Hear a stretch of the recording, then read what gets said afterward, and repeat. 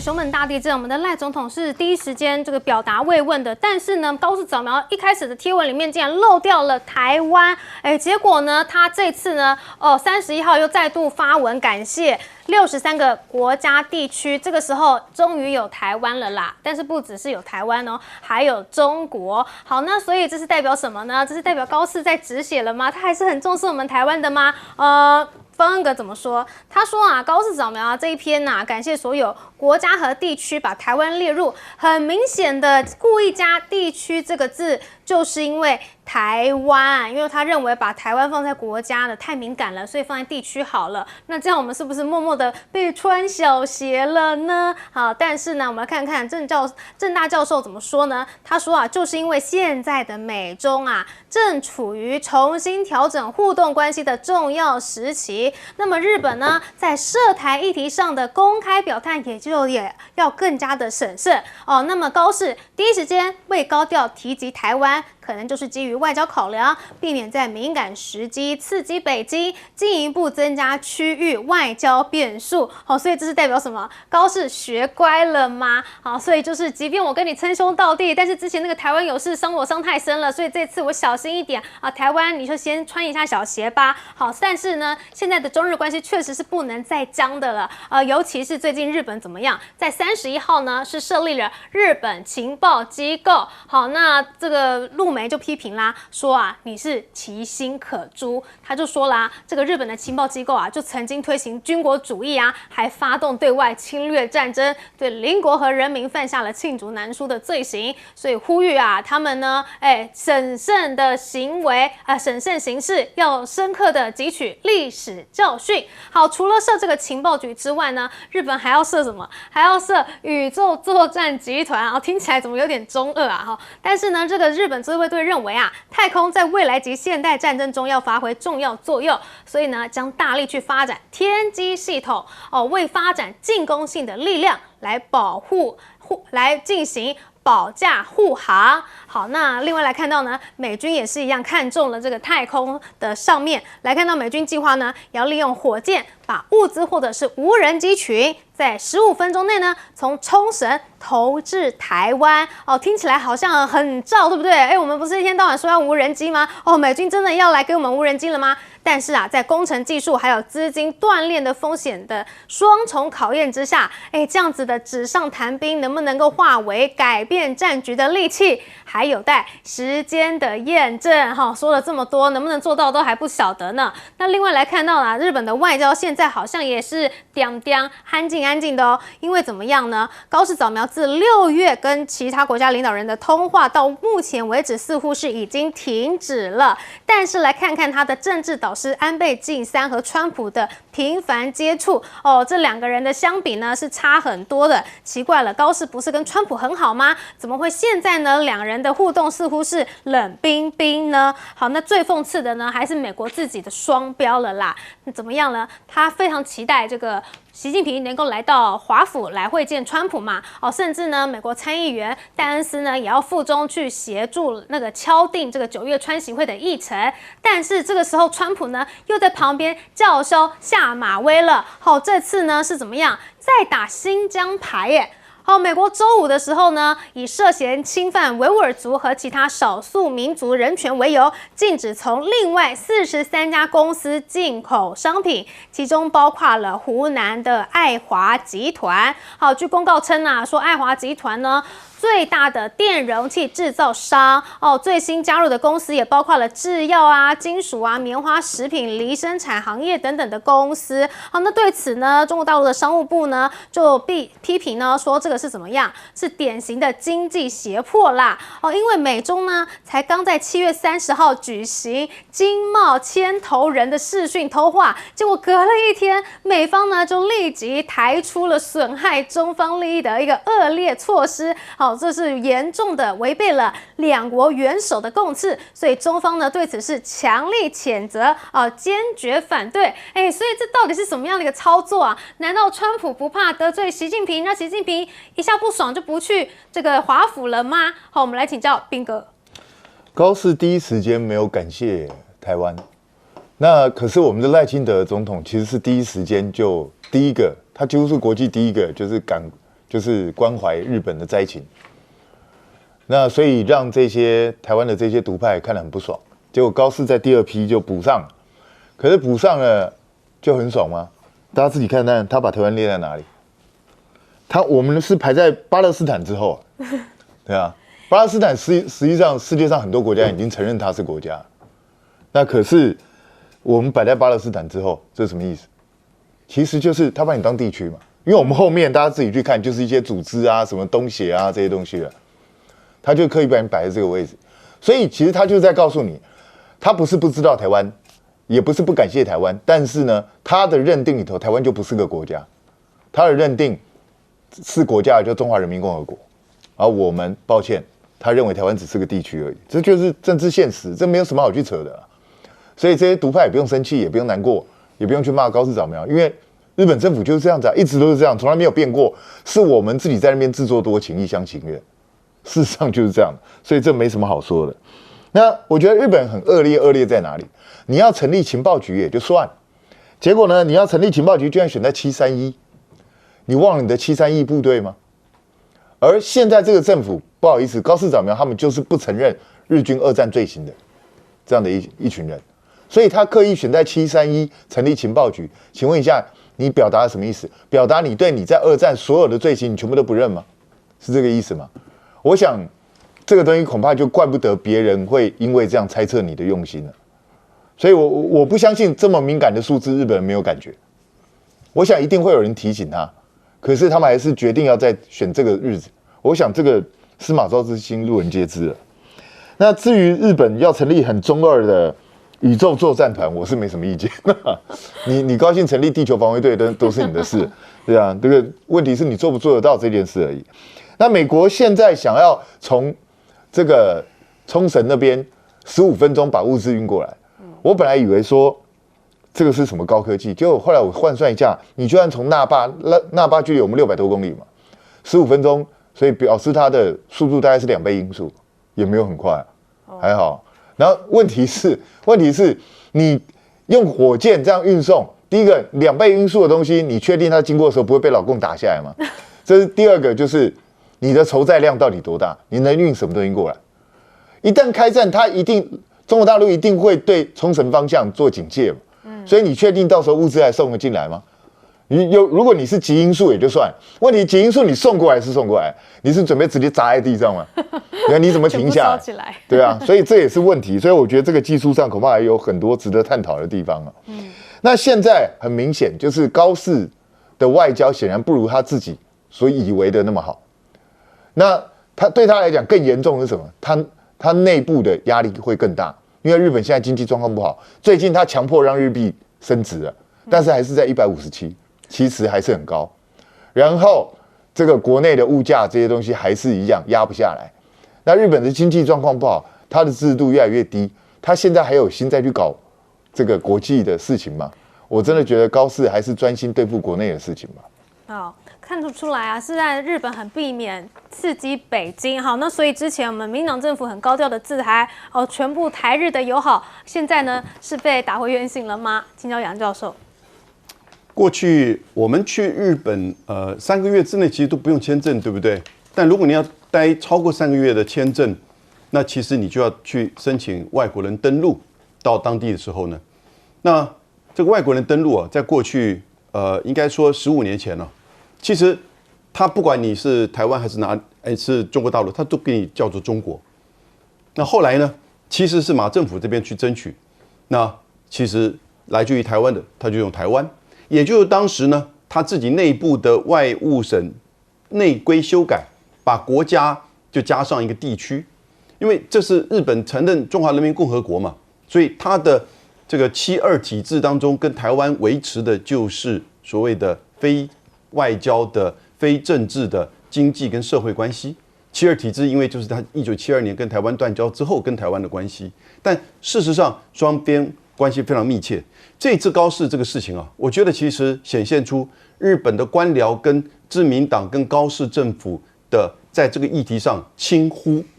而且根本没有去注意到发生了，才赶快用第2次的方式加了一个地区，把台湾放进去。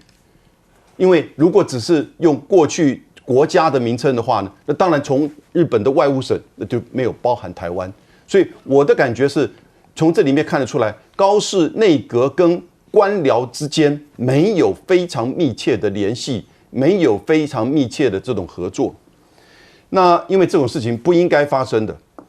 第二个，我觉得高市的民调从上一次在就是7月初，你看到整个民调，它开始做死亡交叉，41%跟44%的不支持，这是每日新闻。其他呢也都是就是掉了很多。结果这一次熊本地震引起更多民众的反弹，显现出高市其实在整个危机处理上，跟过去几任。不管是福岛地震还是阪神，甚至10年之前熊本同样的地震，在东京的就是相关的这个官员做危机处理，做每天的新闻报道，以及从首相到官房长官的这个作为你就感觉到这个国家是一心一意要去救灾救难。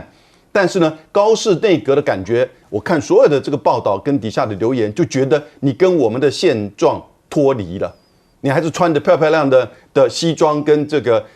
服装，那而不像以前一样穿的是救灾服，因为基本上大家都进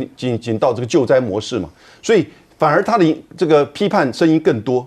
那美中之间呢，我觉得其实一个很重要就是，虽然习近平也许会9月到美国去，但是这在上个礼拜，美国的战争部把复旦大学跟上海交通大学列为所谓的这个军工的黑名单。事实上，还是在做进一步的这种科技上的脱钩，而这2个大学，一个是前30名，一个前47名，所以我觉得美国现在反而是从它的学校科技研究更进一步的深刻跟中国在做脱钩，而表面上的元首会议呢，只是维持一个战略的稳定。那但是呢，这个对美国是有利与否，就很难讲了。好，所以美国就是在玩双面手法吗？另外来看到日本为什么要设立情报局，还选在731呢？请教厉将军。日本的情报其实在之前一直是碎片化的情报，也就是它情报没有一个整合的单位。它譬如说是它公安单位也就是我们治安单位，警察有警察治安的情报，那外交有外交的情报，那军事方面有军事方面情报，各有各的单位，但这都没有情报没办法。不能够整合在一起。他现在将这个成立一个国家情报中枢，就是将这些碎片化的情报能够整合在一起，让执政者可以这个同一个时间可以从国内到国外，从外交到军事，他都可以有个全面的了解。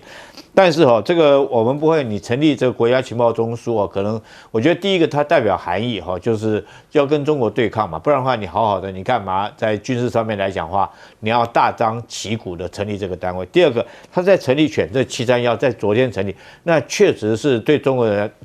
中国的民族来讲的话，是可忍，孰不可忍。我们知道什么叫做731部队？731部队就是日本在这个侵略中国大陆的时候，在东北地区设立的人体的实验的单位他将所有人给他打这个病毒或者是打细菌，每天对这个人量体温，看你身体的变化怎么样。那事实上是惨无人道的，是非常恶劣的行为甚至于日本当时有一些有良心的731部队的成员，他回到自己国内以后，因为受到良心的谴责不安，这个到最后连死的时候都不能安下心来，这个所以说是非常惨无人道的一件事情。但是没想到高市早苗居然选择在这一天成立国家情报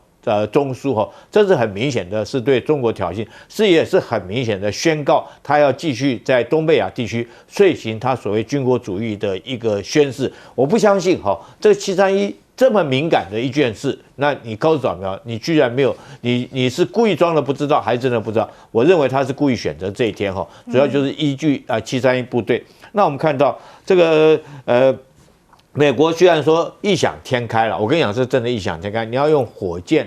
将这个从琉球这个运物资送到台湾15分钟，为什么你美国要发兵这种武器？你用船送过来不就好了吗？你用飞机送过来不就好吗？为什么要火箭？这就很明显的，因应台湾被包围的时候，这个如果说解放军包围了台湾，所有物资不能送进来，所有战略物资送不进来的时候，他们最后一招就是用火箭很快的将这些战备物资送到台湾来，也。大家台湾不要高兴，这代表我们台湾事实上是面临非常危险的。美国才会想这种天真的方法，想要来这个增援台湾。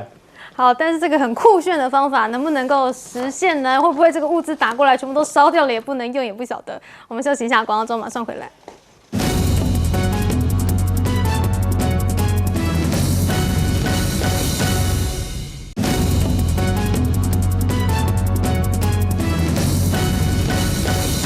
来看看美军发生的这个重大的意外事故，这是在哪里呢？这是在这个美国陆战队米拉马航的空战附近呢，发生了一架 F-35B 坠机的一个意外事故。事情呢就发生在昨天啊，看到这个画面啊，这个战机呢已经是坠毁了，而且烟呢不断的狂冒出来。好，可以看到啦，这个多辆的军车啊，还有消防车呢是来回的穿梭，努力的想要扑灭火势。但是啊，这一架 F-35B 坠毁，它可是相当的高昂它的造价就已经32亿了。不过好家在的是什么呢？还好飞行员呢是已经弹跳逃生送医了。好，那而且目前呢也已经寻获了这名飞行员正在送医治疗当中。不过军方是没有透露他的具体伤势，也不清楚有没有其他的地面人员伤亡。好，甚至呢海军陆战队啊在声明中呢把这起事件称为是 A 级事故。好，说这是最严重的事故等级适用于损失金额超过200万美元、军用航空器毁损或现役军人死亡的情况。而数据显示啊，从2000年以来呢，就至少发生了17起 F-35的 A 级事故。好，所以啊，光是今年的部分啊，美国空军的 A 级事故、重大军机事故就已经有25起了，这数量呢可以说是非常的多。好，那除了这个硬体的部分啊，美军在军事上面疯狂的损失战机之外呢，来看到 AI 的部分，是不是也快要被对手给超越了呢？好，现在路透社报道啊，说啊，解放军呢征六了 Anthropic 等本土 AI 军事的应用能力正在持续的增长当中。好，说呢，检视了超过80篇中国大陆学术论文以及专利，发现呢，中国的军事研究人员利用美国 OpenAI 和 Anthropic 等公司开发的领先 AI 模型，产出资料来训练本土 AI 系统，进一步的来推进中国的防卫能力。不仅用征六技术啊，中国军事科学院的另外一个研究则显示呢，说啊，研究人员呢利用征六技术，将目标辨识模型部署于战术设备，并且在模拟海上联合作战中呢，去支援无人机、军舰以及无人潜艇的目标识别。好，但是对于这项消息啊，包括了美国白宫啊、国防部啊，以及中国大陆的外交部、军方，甚至是 OpenAI 等等都没有做出回应。好，但是呢，现在很明显啊，各国呢都是利用 AI 来打仗的哈。那现在习近平呢也下令解放军啊，一定要加速导入 AI 啊，这非常重要啊。还说啊，要瞄准2027建军100年，打造无人化的精锐部队。好，习近平特别点名了，要求国防相关部门要扩大应用自主系统还有 AI 技术，全力加速让武器装备升级还有智慧化，甚至要求啦，就是在2027年，就是明年很快必须要打造现代化战力，达到一个重大的突破。好，那来看看美国呢？美国现在啊，除了这个军事的这个威胁，一直不断的调战机，好，那这个 AI 要被超越了之外呢，伊朗战争还在打，真的是打个没完。甚至呢，川普也说啊，他下令啊，对伊朗呢发动新一轮的攻击，而且最快呢就是本周末，不就今天了吗？要持续数日，目的是什么呢？加大军事压力，要迫使德黑兰屈服。但这个话已经讲了好久好久了，还会继续吗？好，那甚至呢，伊朗的驻华大使啊说呢，不准备跟美国对话，你继续打我啊，我没在怕。好，说美伊啊回到谈判桌前的前提是美国必须要遵守美伊谅解备忘录，但伊朗对美国没有任何信任。好，所以啊，面对军事威胁的情况下呢，我才不跟你美国进行对话呢。所以 NBC 就说啦，说啊，川普啊开会的时候对幕僚是有过大发雷霆的行为就是因为川普虽然在公开场合表现对战局的进展感到满意，但是事实上啊，他跟高阶幕僚都不满意现在的僵局，而且幕僚间至今仍无法就下一步达成共识。所以是怎么样？很明显的嘛，美国现在就是陷入一个泥沼当中嘛。好，那这个军事的问题，我们就先来请教厉将军。美国这 F-35这个出事毫不意外。我认为它后续来讲还会接而不断的出类似这种飞机的事故哈，因为我认为说是美军的这个 F-35战机哈，它有2个地方都出了很大问题。第一个，它软体出了问题。它新的一代的这种飞机的软体叫更新3哈，那这套软体当初一直没有验证成功，甚至于没有验证成功到什么程度呢？原来美军都不愿意接收这批洛克希德马丁交接给他们飞机哈，因为大概在前年我们都知道有一架美军的 F-35，它不是机械出了问题，它是软体出了问题，它将自己的飞行员就弹射出去了。那之后，其实美军的 F-35出事，不是只有在美国本土的战机出事，包括到卖给国外的战机也出事。我举一个最简单的例子这个去年的时候，英国的航空母舰叫威尔斯亲王号，它浩浩荡荡带着这个 F-35战机准备到南海来耀武扬威一番结果没想到在经过印度的时候，这有一架 F-35战机就故障了，然后迫降在印度，让印度免费捡了一个便宜，好好把那架飞机拆开来，好好仔细研究一番那现在今天出这个状况一点不意外。第二个，我认为它出问题，除了刚刚我讲软体之外，硬体方面它也不行怎么讲硬体方面不行？我们都知道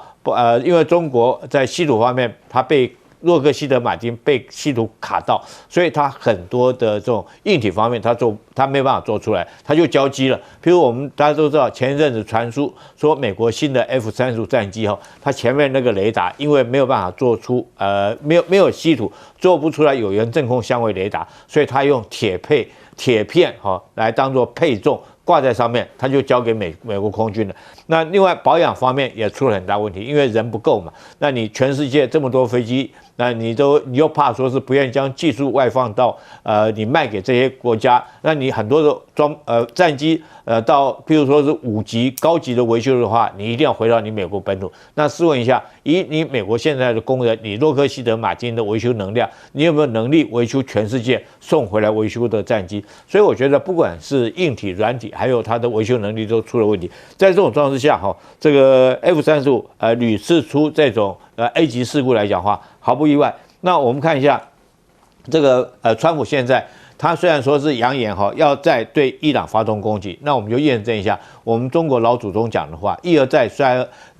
一鼓作气，再而衰，三而竭。那你现在等于是第3波喽。3月份的时候算第1波7月份算第2波，那现在是不是算第3波？我不相信你美军在这个时候你还有士气，还有能力去打第3波的攻击。我们且拭目以待。我觉得这个对川普来讲的话，他大概只流于放大化，但是美军可能没有这个能力在第3波发起对伊朗的作战。它到底是第几波，我已经算不清楚了。7月份算第2波吗？我也不晓得太多波了。我们请教彬哥。这个 F-35又掉下来。其实 F-35从成军以来一直到现在问题一大堆，而且它的妥善率一直都不好。现在美方自己公布了它的一般任务妥善率大概只有44%，那如果说要全功能、全任务执行率，大概只有25%，也就是它真正能够执行所有当初设定作战能力的战机只有1/4。那这个本身对美国来讲当然是大问题。这个飞机造价这么贵，妥善率如此差，这显然不是个很好用的武器了。那现在美军最近这几年的失事率也越来越高，那这意味着什么呢？除了武器本身的问题之外，我觉得还有一个最主要的是士气的问题，也就是美军这几年经常出现很多内部的一些状况问题，包括川普上来之后，把一些他不喜欢的长官全部都砍掉，然后大幅调整军队内部的人事，其实这都会造成军心动荡不安。然后他又过度的去操这些官兵，比如说最近我们都知道他的航母战斗群，因为伊朗战争的关系，之前有这个300多天都不能回家，那这到底在搞什么？对啊，所以我觉得过度的操军队，然后造成军队的士气下降，这也会造成事故率上升。这些都是问题所在。美国自己要真的好好去看看自己的军队内部到底出了什么问题。那至于说中国大陆可不可能去用真六的方式去利用这个外国的这些 AI 软体来帮助他这个测试，我觉得当然可能，这一点都不奇怪。可是问题是这个消息也不是现在才出来，这个消息已经出来一阵子了。你看美方有很积极的反应吗？也没有啊，对不对？为什么？因为他们应该早就料想到中国大陆一定会做这件事情。因为你觉得美国人不会做同样的事情，我觉得他也会。对啊。所以大家都一样，这也没什么好奇怪的啦。那解放军当然希望，一直以来就希望在2027年之前，至少达到他们认为的目标。那他们的目标到底在哪里？是单纯的只是保卫自己的力量吗？还是能够跟美国足以抗衡的力量，甚至能够击败美国的力量？我想这个他们自己内部有一套标准。可是中国大陆建军也不是一帆风顺的，我们大家都知道前几年火箭军一直出问题，对啊，所以在这种状况下，你军队除了武器提升进化之外，军队内部的人士还有任用的人员，其实也都会直接影响到军队的战力。那就看中国大陆有没有办法去让它的水准不断的往上提升。那可是美伊战争现在就是标准的烂戏，歹戏拖棚，就是大家一直打打谈谈谈谈打打，不爽了炸2下，爽了又说我们快要达成协议了。所以我想这个戏一直演下去，伤的最多的是谁？其实是川普的信任度。你说好，现在他说要重新对伊朗展开攻击，你前几天不是才连续轰炸他13天吗？那请问一下，伊朗有因此屈服吗？那接下来你要准备轰炸他几天？26天吗？那请问一下，伊朗又会屈服吗？所以这些都是没有作用的这些策略。我觉得川普去想想新的办法。很明显，川普感觉已经没招了，他就只剩下放话而已嘛。我们请教杨教授。侦六这是一个很有趣味的概念哈，它其实叫模型侦六distillation。那它不是盗版，它也不是复制，它事实上是 AI 业界在经常使用的技术跟做法，尤其是小型的这个模型，它要从大型的模型当中去了解它的测试、它的能力。其实就有点像学生看老师在上课以及在黑板上做演练的时候，他这个学习跟观察的过程，然后呢，把它变成自己的就是整个模型以及相关的这些作为，所以它不是在抄袭这些参数。那大概是上个月吧，美国的 NVIDIA、微软、Meta 共同发布了一个声明。第一点，他说侦六是使用另外一个模型的输出来帮助训练或改进另外一个模型的做法。然后呢，这是目前业界广泛用于模型改进、演进以及验证的正当技术。他在提醒大家不要搞错，因为不是全世界只有这个 ChatGPT 或者是这个K3 或者是这些几个模型，好多哦。我们台湾如果要做一个 AI 模型，我们自己叫台湾 AI， 我觉得应该做啊，因为现在发展主权 AI 嘛。但你要花那么多的钱去搞这些东西吗？你做不到，所以你可能去侦六，比如说 OpenAI， 比如你侦六 DeepSeek， 然后呢看看他们的这整个运作，这些就是一种训练模型训练的这个技术。所以，但是当然它可能会有一些，尤其像美国，因为它采取是闭源的模式。所以他会觉得这个过程当中，他自己累积跟发展出来的一些做法，可能会被别人所学去。那这个当然有可能出现，但是他会在全世界，包含美国自己一些大大小小的模型，也都在彼此争六，也都在甚至包含针对中国大陆模型在做学习。所以它不是复制，它也不是盗版。因此，不要把它变成一个好像就是这个剽窃的这个等号。政治人物不懂这个事情所以很快的，你看到我刚刚讲那几个大公司都发表这样子一个声明，同时他也警告不要针对这些权重开源的这些 AI 采取禁止，就尤其是在美国嘛，因为美国采取的是闭源的。结果果然两个事情，第一个你看到美国用这个 ChatGPT， 就会造成测试里面 ChatGPT 自己在做骇客，然后呢使得一些资料损失，后来必须要用到中国的智谱 Z AI 来去救援。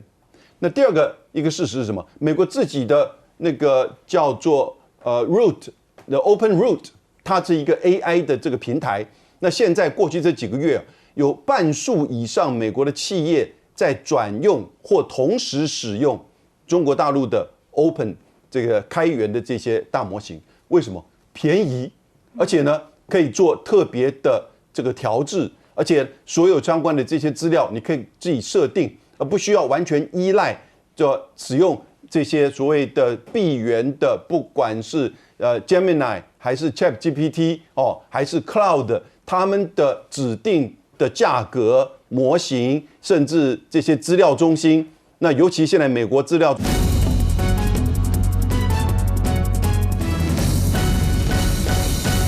和重拾信心，这个是重点。好，来美军的部分也是一样，需要重拾信心了吗？发生什么事？造价1亿美元的 F-35B 战机再度发生坠毁的意外。这一次发生的地点呢，是在加州圣地亚哥的拉马陆战队的航空站附近坠毁起火。我们可以看到，现场赶快有一大批人员前往，烈焰冲天之外，赶快去帮忙灭火。那这样的意外，其实最近以来并不是第一次，还好这个飞行员是弹射逃生了啦啊！数一数，从2020年到现在已经有13次这个 F-35算是新的战机，到底发生了什么事情？从2026在圣地亚哥都蛮近的几次，在内华达或是2伊战争期间中东某空军基地紧急迫降的等等这么多的例子，到底这个新型的战机有特殊的情况了吗？还是这系统性的问题到底怎么了？因为根据这个美国F-35这个国会稽核处的一份最新报告显示，基本上它的逆踪战机的妥善率在2025的会计年度里面是持续恶化的，机队可以全任务执行率只剩下25%，所以所有的任务其实只能执行的率就可以，它的很多项目可能都在各种设备不足吗？还是什么原因吗？它只能达到25%的要求，而任务执行率也从67%降到了44%。看起来这个危机重重，这么高价去造出来的战机发生了什么事情？当然还有这个飞弹不足的问题。美国的爱国者导弹被形容叫做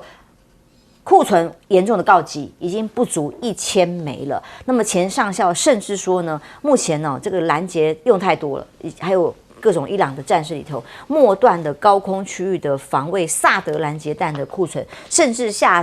跌到了只剩250枚，也就是说要去做都来不及啊，情况非常的严重啊。美军因此呢豪掷了2兆大单来了要让洛克马西德这个军火商赶快去帮忙造飞弹，这份订单高达586亿美元，台币1.9兆啊。结果这个爱国者拦截飞弹的生产目标是在2030年底。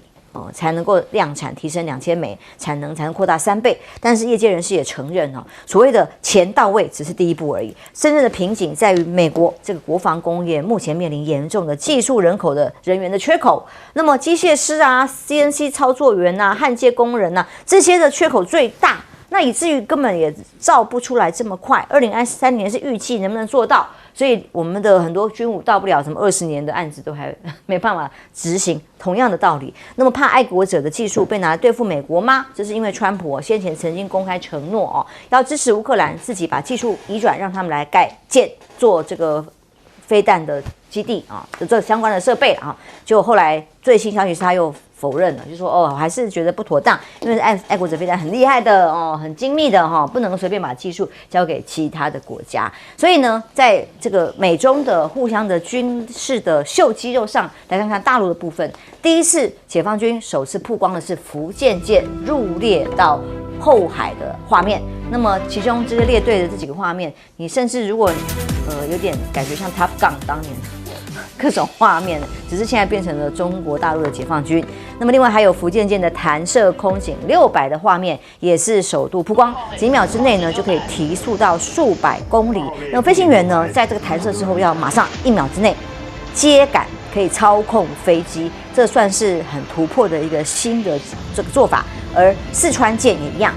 在质量车电磁弹射的实验画面也首次公开。这一次曝光的画面呢，是代表电磁弹射器跟阻拦索现身，打造出了虽然低成本，可是在出动率很高的无人化的战力，又往前推了一级。相比之下，如何看待这个全球在军武能力上面的消长？蔡将军，首先我们去讲到最后这个弹射的问题电动弹射的好处是什么？弹射的力量可大可小，可快可慢，因为它是用电流控制。蒸汽的那就是一次冲出来的压力。那这里面最难的是空警600。你看空警600，它的飞机翅膀也很大，上面还有一个大的天线圆盘。那什么意思呢？它受航母上的侧风的影响会很大，所以它降落的时候飞机能不能保持很平稳的角度来贴近甲板？如果侧风一大，它可能翅膀一歪就会勾到甲板了，这发生问题了。第二个，起飞也很困难。当它由电子弹射出去以后，螺旋桨的力量啊，比不上喷射机的喷射力量，所以它这个驾驶员要在弹射到尽头的时候，在很短的时间要能掌控自己螺旋桨的速度啊，能够让飞机爬起来。这个如果空警600能够起降，那就代表它的飞行员训练的程度已经到一个程度了。因为空警能起降的话，别的飞机都没有问题了。第二个，我们再谈美国。美国 F-35B 为什么容易出事？它有2个原因，因为它要垂直起降，它的喷射机的这个喷射口啊，除了尾巴以外，它还有左右平衡跟垂直，所以这造成机件很复杂，各种管路阀路比一般的飞机要多很多。第二个，维修上的困难，因为你机件复杂，维修上就。第二个，它不准在海外设立维修基地，通通要飞回美国去维修，所以它的故障率就越来越高。那尤其是在航母上，你的风吹雨打跟盐的侵蚀之下，它当然容易出事。不过，美国唯一一点值得骄傲的就是弹射系统很好，每次飞机坠毁的时候，飞行员都能活命。相互之下，我们的飞行员就是因为没有弹射椅子，摔一架就死了一个人，所以这个问题啊，这倒不要紧，问题是它的出动率。我们战场上，我们步兵、装甲兵来讲，你至少要保持边线比的8成、7成才有战斗力。飞行员、飞机，如果你低于5成，就是你100架里面只有50架能够执行任务，现在掉到只有25，就是1/4可以担任作战任务。那3/4的飞机就趴窝了，就趴在飞机上，没办法起来，所以你船带的飞机的数量等于减少，然后你的弹射系统又不好，出动率又低，所以你面临未来的海战，你就是，如果各位观众看过《中途岛海战》这个片子，你就知道换弹的速度、飞机起飞的速度、起飞的架次就决定了生死存亡的关键。第三个讲这个美国这个接单，爱国者现在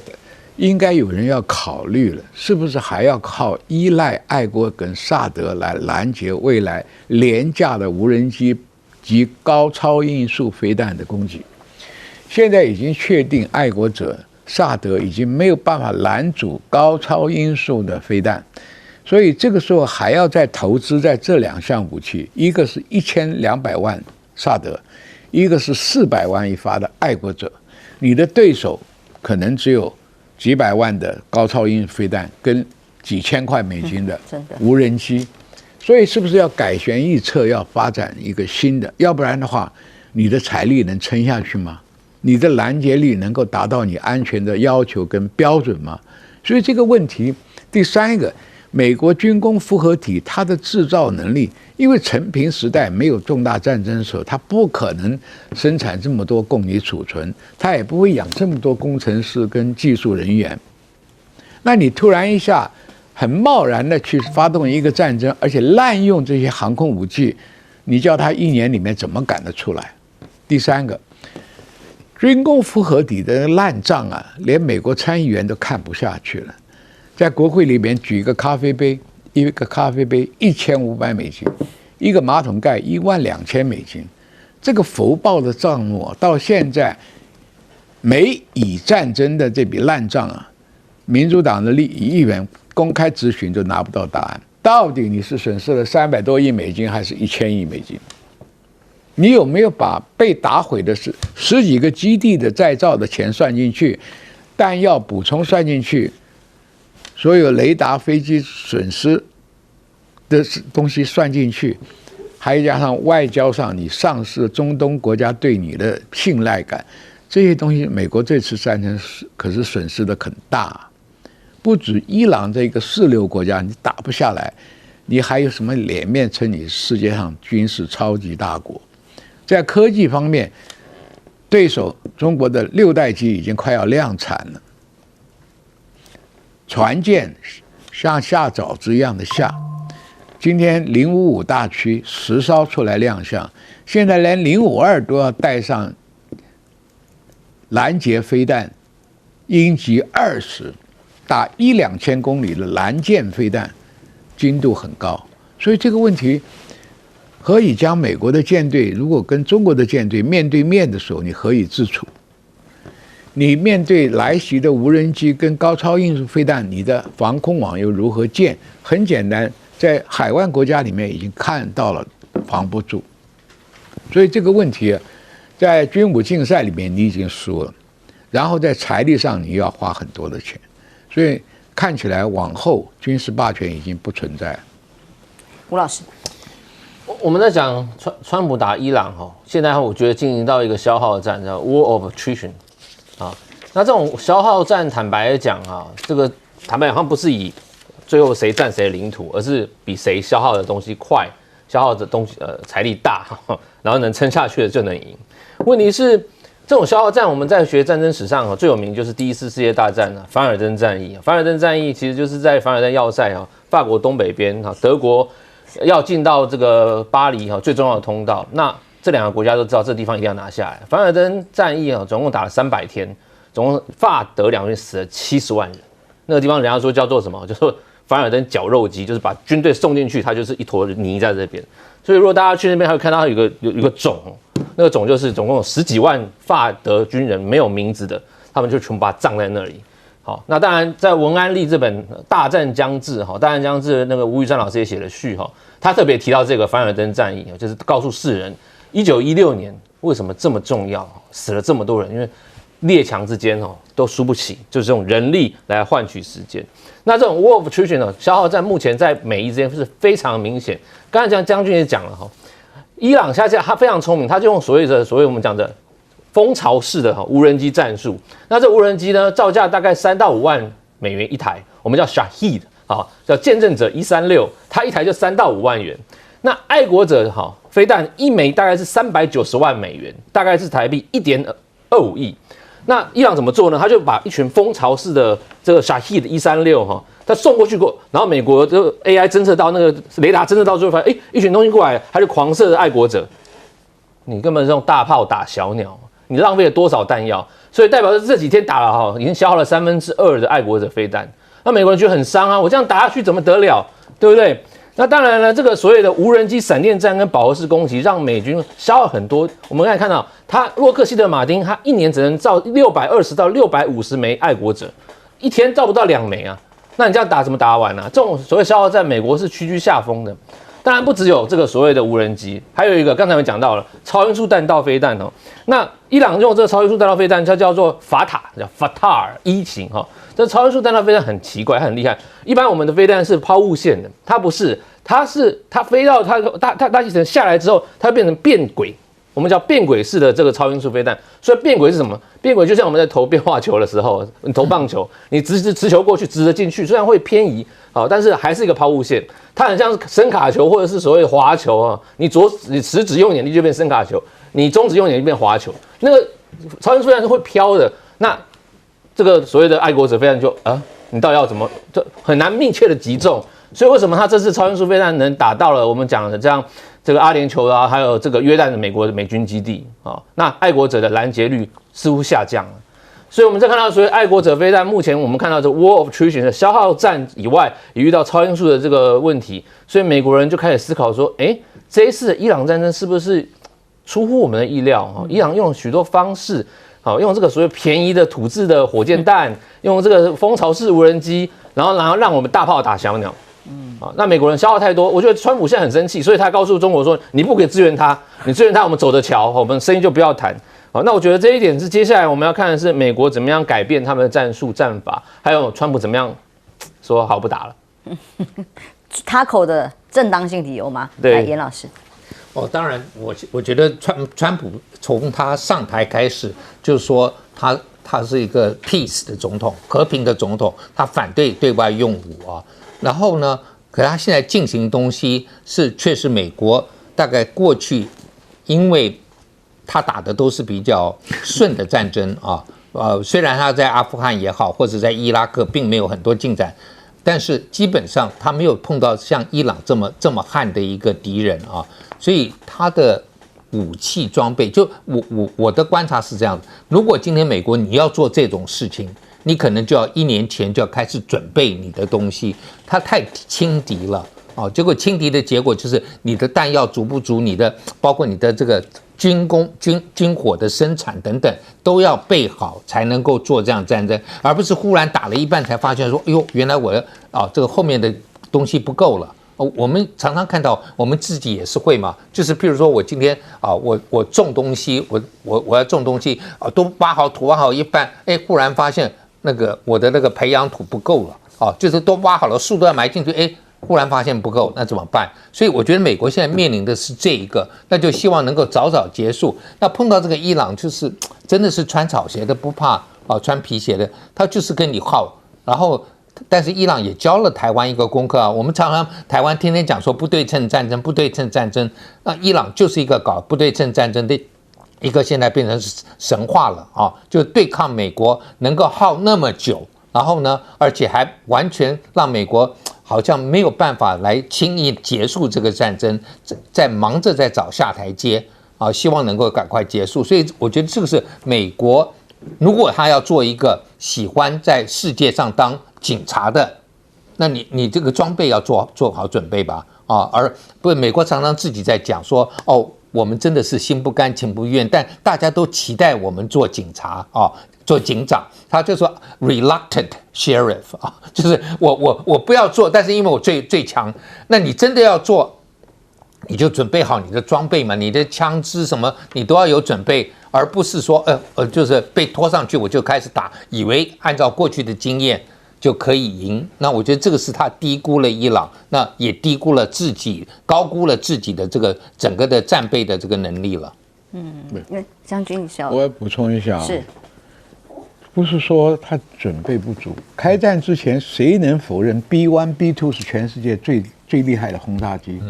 谁能否认钻地炸弹是全世界最能够打到最深的炸弹？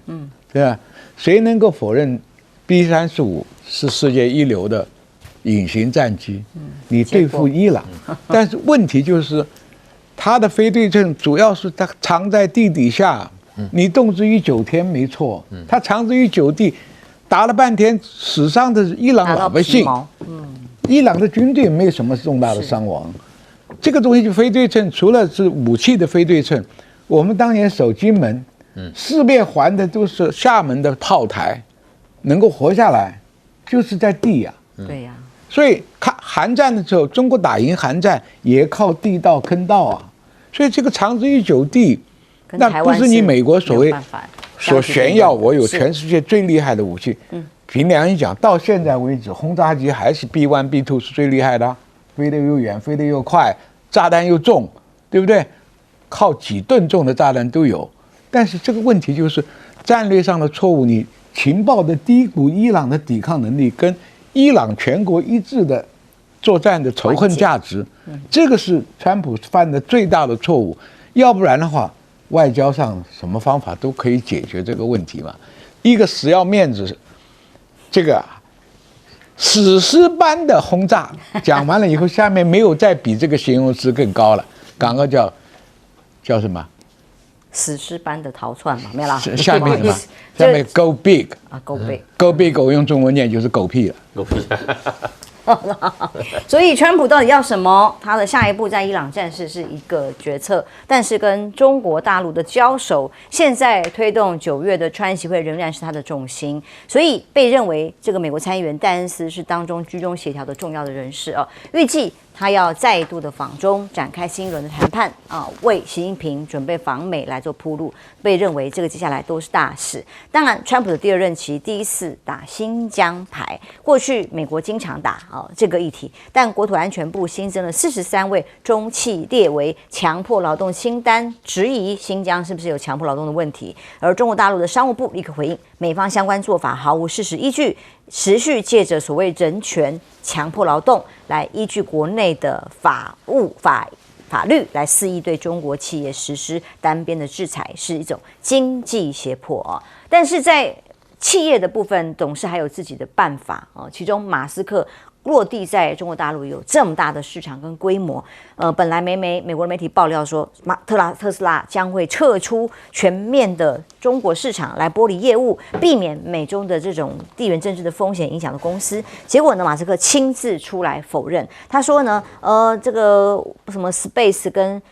特斯拉呀，各种的合并啊，他完全否认。他说，他对于这个中国大陆的相关市场还是非常重要的，因为特斯拉在中国迎来了一处关键的变化是什么呢？这听起来真的是太强大了。就是落地之后呢，把特斯拉最近不是因为内卷很多新的汽车嘛，特斯拉要把它真正落地，是跟他们一起卷啊，也就是说，把各种大规模的语音系统豆包。AI 的智能语音系统全部也包入了他们的车载系统，那么针对中国的使用者使用更适配的各种设施，也就是说他们有要撤，而且他是选择要更深入市场，更把内地或者是 AI 相关他们的习惯用语跟用法跟设备用到他的设备里。而他最新还有一个发文，特别觉得哇，让他很震惊，特别发文来关于开源模型 Kimi 啊，引起了美国震惊的这件事情。马斯克特别 tag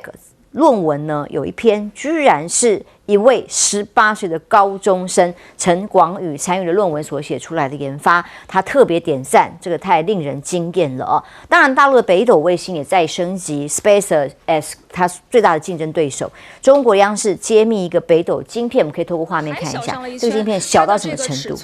就像豌豆一样小，这么小的晶片可以同尺寸的量产缩小所有的产品，也就是说百工百业啦，农林渔牧这样的一个晶片的设备创新出来，当然也影响了未来北斗卫星啊。我们来看到北斗3号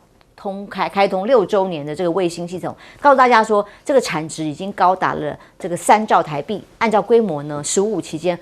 会突破4.8兆的台币。所以北斗卫星的系统是不是更在卫星系统里头帮助了更多全球不一样，在跟这个美国的系统的区隔吗？其中土耳其被说因为这个系统而增加了农业的效率。那非洲有30多个国家使用北斗。不过呢，美国的本来最厉害的都是这种 Google 啦、AI 啦这种卫星系统，居然美国国务院发生一个很丢脸的事情哦，在公开的简报里头，官员使用的档案，非洲地图居然发生了全错，发生了非常离谱的乌龙，把国家的位置全部都张冠李戴。那路透社去研究发生什么事，发现原来是使用 OpenAI 的浮水印在上面，显然使用了 AI 生成，把 AI 的画面的地图当成是它的简报内容，是国务院官员呢。所以 OpenAI 表示正在调查，怎么会错了呢？最近不是才刚 OpenAI 发生了有 AI 系统自己自动研发系统攻击网攻其他的网络系统的这样的新闻发生吗？所以这真的是蛮尴尬的一个现象啊。来，将军先谈一下，在这个最新美中即将要面临9月谈判的过程中，很多人还觉得变数很大。对，首先我们讲马斯克的这个车子，有一度大家在唱衰中国的电动车发展得很快，那他的这个电动车不是有影响吗？其实不是这样的，因为他主要的生产厂商在上海。他认为上海的员工非常耐操，而且做出来的东西很好，比在德国那个好。因为德国那边的工人跟那个台积电碰到的问题一样，晚上叫你临时加班不会来了，再加上什么环保了什么一大堆规矩。我想台湾坐过欧洲车人都知道，你那个门把上面那个橡胶都是环保胶，6年一到就粘手了。所以这个问题为什么？就算你欧洲跟美国都没有完全开放，小米这个比亚迪它的电动车还是独占鳌头的了，对不对？就算你开放了，它的产地还在中国，跟你中国大陆的内卷的车一样可以比它怕什么？对不对？我还把豆包加进去，中国的内装跟这个影视都跟你一样，它不怕比所以造谣不能随便乱造了。马斯克是多精明的人。第二个，北斗因为它的精度越来越高，不管在导航各种方面，你想我们连手机都可以收到北斗的简讯呢。那这是很大一个突破，不超过几十个字它都可以传。那未来北斗无论在军事上用途、农业上用途跟地面导航用途上，它都比 GPS 行。那当然收入越来越高嘛。所以这个问题现在中国跟美国在比较，从太空、大气层到空中到海面到海底都在比啊。那一样一样的黑科技都超越你美国了。所以你现在除了你工业制造品你比不上它，连高科技上你也比不上它。这个东西性价比一高，就是一定赢钱的，一定赚钱的。你像 AI 现在号称它是有高端的，但是中国的开源呢，价廉物美啊，所以很多都在怀疑，你投资这么多高端的 AI， 你将来会不会泡沫化？你使用单位少的话，收入少，投资大，那跟机密 K3， 它开源谁就可以用，加在你自己的这个软体进去，就可以变成你的超用了。所以这个未来的竞争还有一个问题，算力要靠什么？靠电力。美国的电能不能支持它搞全面的 AI？ 可是中国的电却是犹有余震啊，木头海电厂水电厂还快发电了，对不对？本身新疆电供上海用，供北京用，你美国有吗？德州电网出了一点纰漏，老百姓6个礼拜几乎没有电器啊。所以这个东西好，一个国家的国力底子厚，政策对，开发的早，就看到未来东升西降的增厚了。好，我们休息一下，马上回来。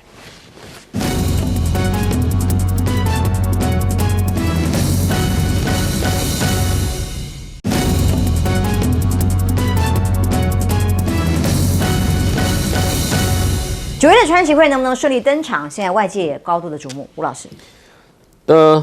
蒙大拿州的参议员戴恩斯他是川普的亲密盟友，这一次帮忙居中穿线，希望9月这个川习会能成型那我们来看看，其实，在5月14号北京的川习会结束之后，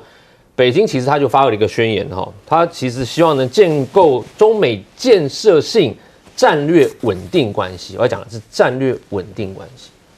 他讲了什么？合作为主，竞争有度，分歧可控，和平可期这4个字他说绝对不是口号，是希望美中之间是朝稳定可控的方向往前走，包括在贸易、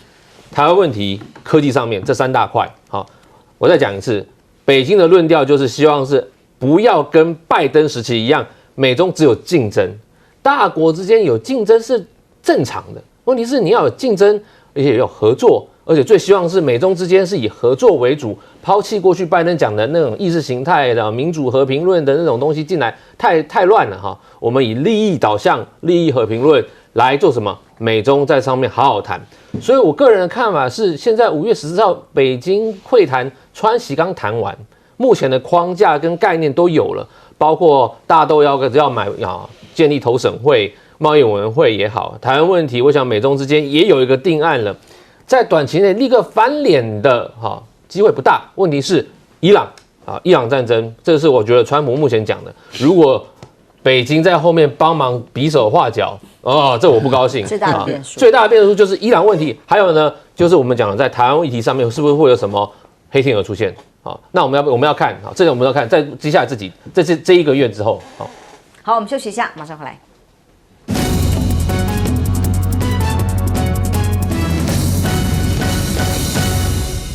在 AI 未来有各种可能性发生，甚至大家觉得可能严峻的，它反过来控制人类的行为都有可能的情况之下，最新由国务院发布的简报，居然把非洲的地图全部名字给弄错了，然后 AI 做的。我觉得就是美国人的地理很差，这个是长期来是一个大的问题美国的老师常常会学着说，哇，学生搞了个半天不知道芝加哥在哪里大概就是有60%的学生，高中生都不知道芝加哥就在美国的中间在这个五大湖旁边。然后另外呢，还有把阿拉斯加跟夏威夷就认为就是因为地图不好摆，他们摆在西南边，然后还会问一个问题说，阿拉斯加跟夏威夷这么近，怎么那么冷？啊。这就是美国人的地图概念。那你对非洲？